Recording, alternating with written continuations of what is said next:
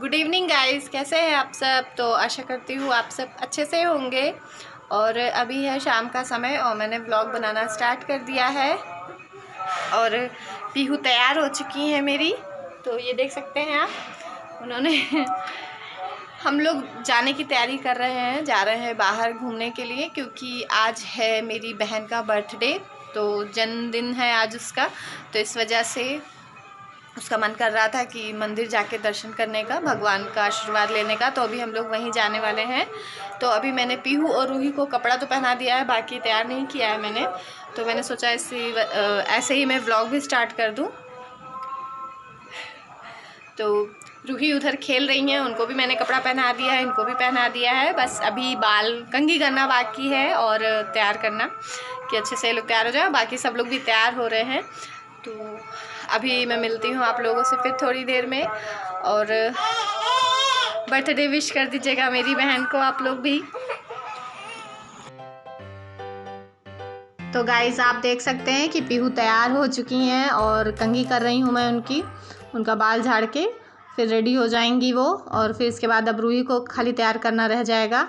तो इनके बाल थोड़े बड़े बड़े हो गए हैं, तो अब मांग निकलने लगी है, तो इस वजह से कंघी कर दो तो थोड़ा सेट हो जाता है, तो अच्छा लगता है। और अब ये देखिए यहाँ रूही को ये कंघी करवाने में बहुत नाटक करती हैं, इनको बाल अपना एकदम नहीं पसंद है झड़वाना। और आप लोगों से हाय भी कर रही हैं, तो देख सकते हैं आप कि किस तरीके से वो कितनी कसरत करवा के कंघी करवा रही है और कितने अजीब अजीब चेहरे बना रही है वो अपने। बहुत शैतानी करती है ये, पीहू से ज़्यादा बदमाशी तो ये करती हैं। और आज दिन भर में कुछ था नहीं कुछ खास करने को, तो इसलिए मैंने दिन से सुबह से वीडियो स्टार्ट नहीं किया।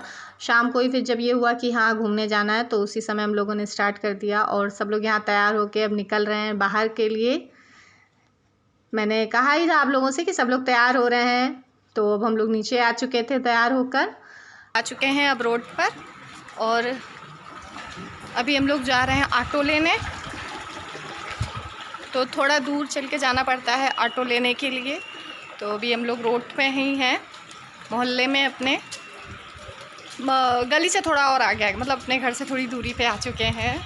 तो बाकी सब लोग पीछे पीछे हैं, ये देखिए।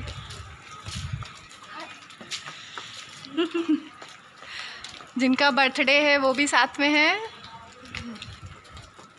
तो इन्हीं का मन था दर्शन करने का, तो इसीलिए हम लोग जा रहे हैं वहाँ पर दर्शन करने के लिए। तो अभी मैं मिलती हूँ फिर आप लोगों से आगे रास्ते में। देख सकते हैं शाम कितनी ज़्यादा हो चुकी है और मैं आ चुकी हूँ नए घाट पर।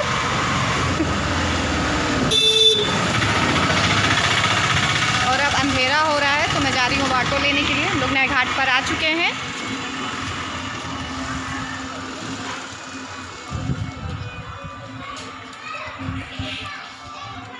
तो अभी फिर मैं मिलती हूँ आप लोगों से ऑटो में।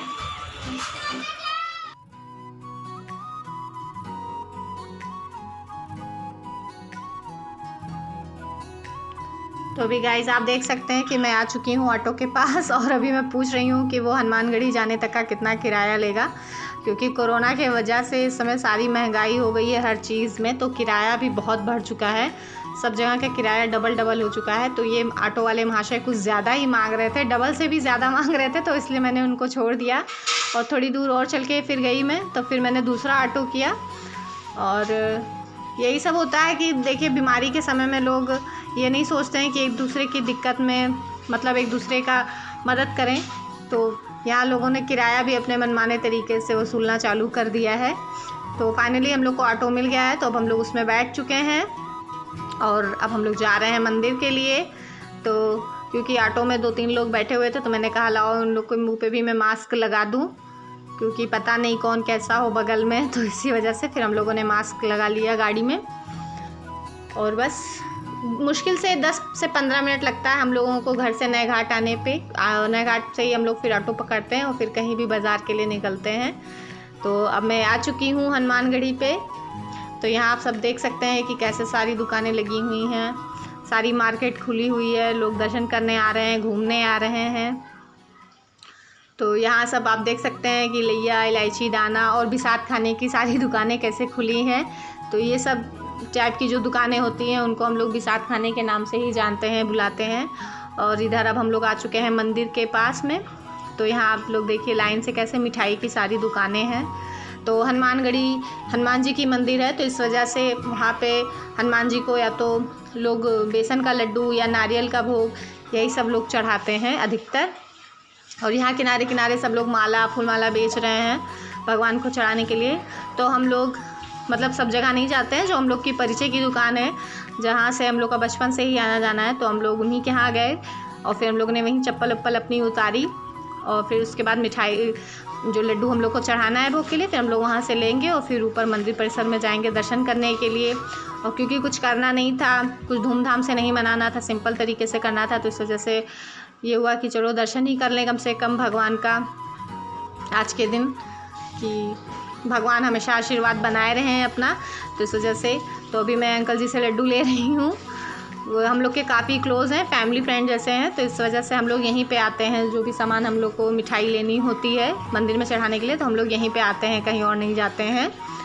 और ये आप देख सकते हैं कि कैसे उन्होंने अपने काउंटर में मिठाई पूरी लगाई हुई है। सिर्फ लड्डू मिलेगा यहाँ पे, क्योंकि हनुमान जी को सिर्फ लड्डू ही भोग में चढ़ता है। तो यहाँ अब हम लोग सब लोग जा रहे हैं ऊपर की तरफ। तो रूही को गाइस अब हम लोगों ने मिठाई ले ली है और जा रहे हैं ऊपर मंदिर में दर्शन करने के लिए। बस मैं जा रही हूँ, तो चलिए मिलते हैं ऊपर मंदिर में, फिर भगवान के दर्शन करते हैं साथ में हम लोग मिलकर।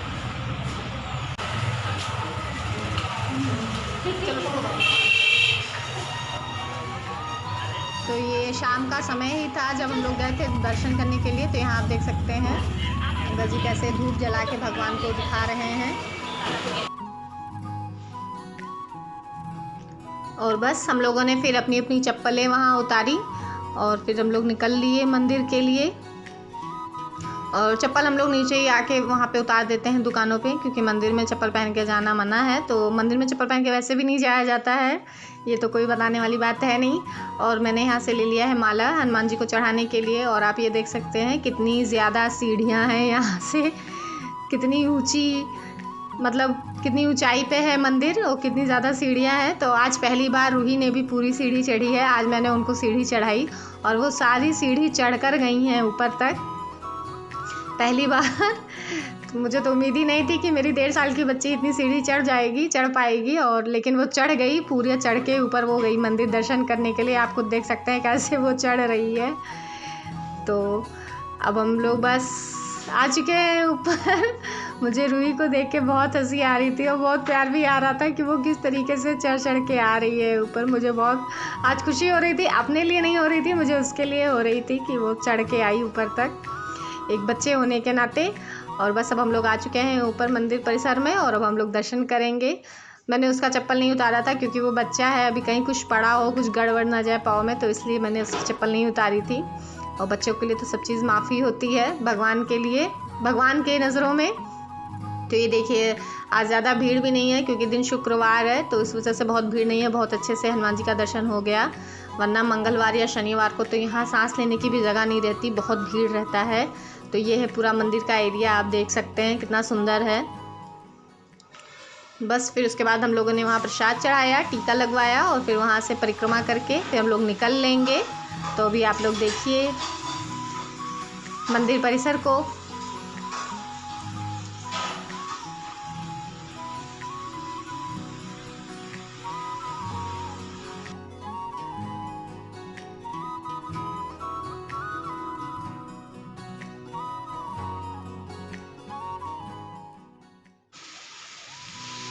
बस फिर दर्शन करने के बाद हम लोगों ने थोड़ी वहाँ फ़ोटो भी खिंचवाई। और यहाँ आप देख सकते हैं कि जो भी दर्शन करने आते हैं, जिनको भी वहाँ पाठ करना हो हनुमान जी का, चाहे वो स्तोत्र हो या चालीसा हो या आरती, तो वहाँ बाकायदा सारे मंदिर की दीवारों पे लिखे हुए हैं। तो वही सब लोग अपना पढ़ भी रहे हैं, जिनको पाठ करना हो वो खड़े होकर वहाँ पाठ करें।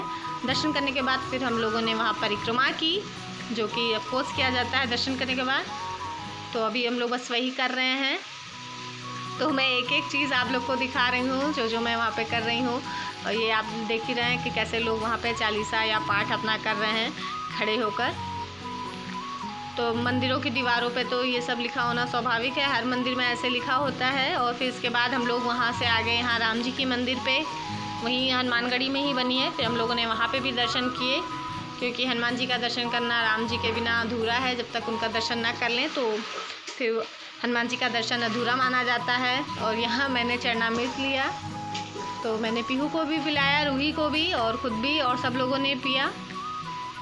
तो अब ये दोनों बहनें पोज दे रही हैं, फ़ोटो खिंचवा रही हैं।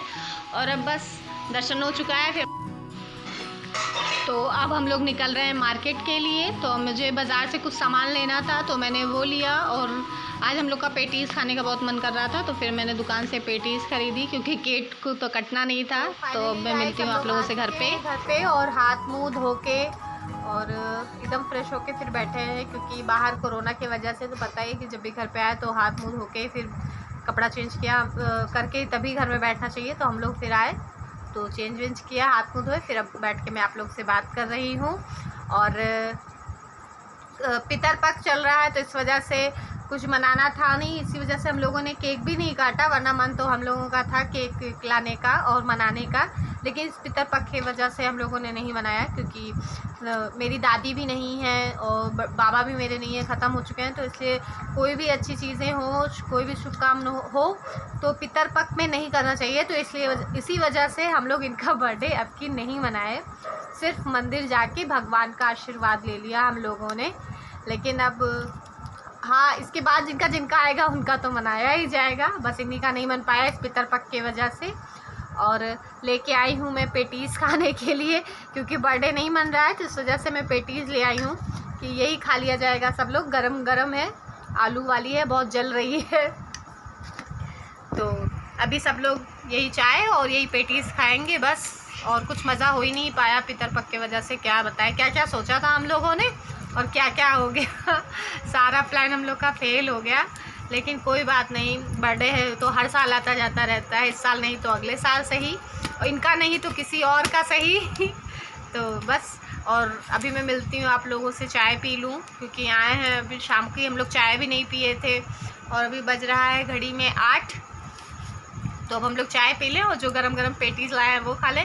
और अगर आप लोगों को खाना है तो जल्दी जल्दी आइए, फिर अब बांट के खाया जाए थोड़ा थोड़ा, ताकि खाने से प्यार बढ़े हम लोगों का। और तो ये रही गाइस गर्मा गर्म पेटीज़, जो अभी हम लोग खाएंगे। ऑफिस को खाने के बाद तुरंत लग जाना है किचन में काम करने के लिए।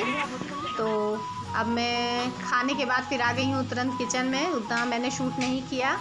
और अब यहाँ देख सकते हैं मैंने कढ़ाई चढ़ाई हुई है गैस पे, और तेल भी डाल के मैंने चढ़ा दिया है। तो उसमें मैंने डाल दिया है जीरा।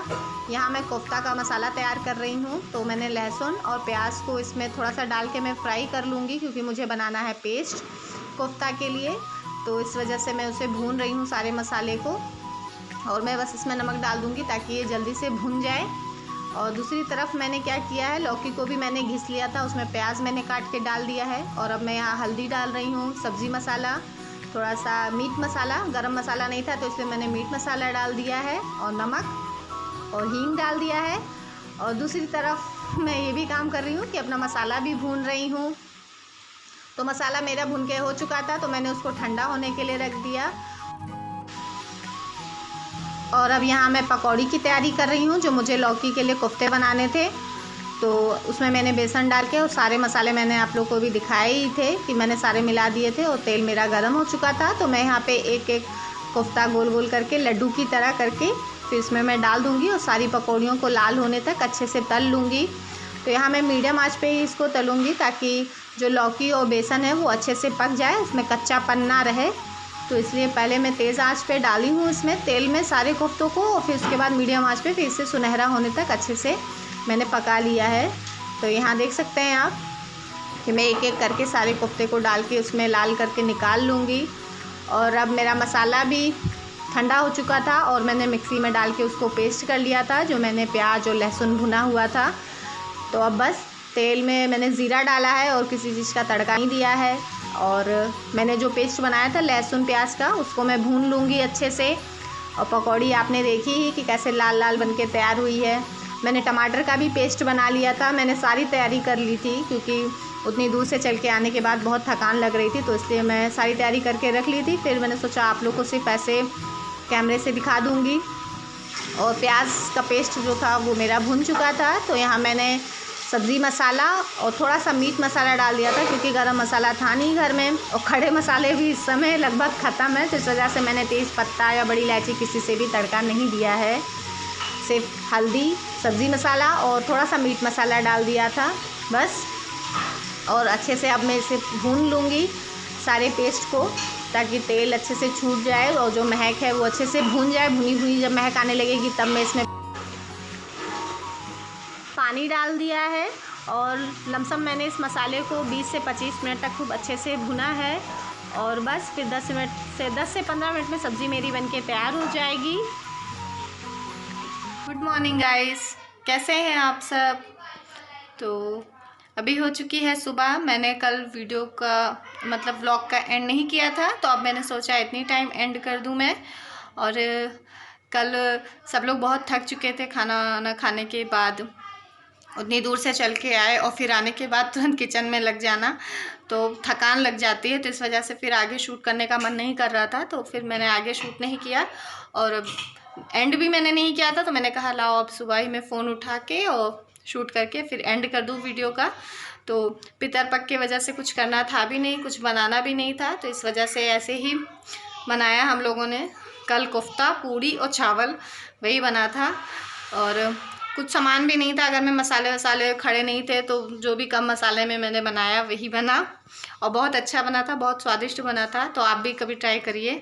ज़रूरी नहीं है कि जब सारी चीज़ें हों तभी कोई चीज़ अच्छी बने। अगर आदमी मसाला और तेल नमक सब हिसाब से डाले, सही से डाले, तो कुछ नहीं भी होते हुए कम चीज़ों में ही बहुत अच्छी चीज़ें बन जाती हैं।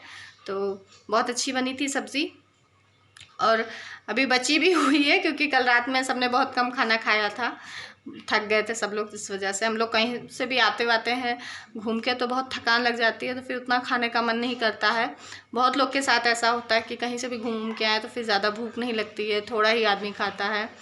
तो कल कुछ ऐसा ही दिन मेरा बीता। तो आई होप आप लोग को मेरा वीडियो पसंद आएगा। अगर पसंद आएगा तो प्लीज़ मेरे वीडियो को लाइक कर दीजिएगा और मुझे कमेंट करके ज़रूर बताइएगा कि मेरा आज का वीडियो आप लोग को कैसा लगा। और अगर आप मेरे चैनल पर नए हैं तो मेरे चैनल को सब्सक्राइब करना ना भूलिएगा। तो अब मैं मिलती हूँ आप लोगों से अपने नेक्स्ट वीडियो में, तब तक के लिए बाय।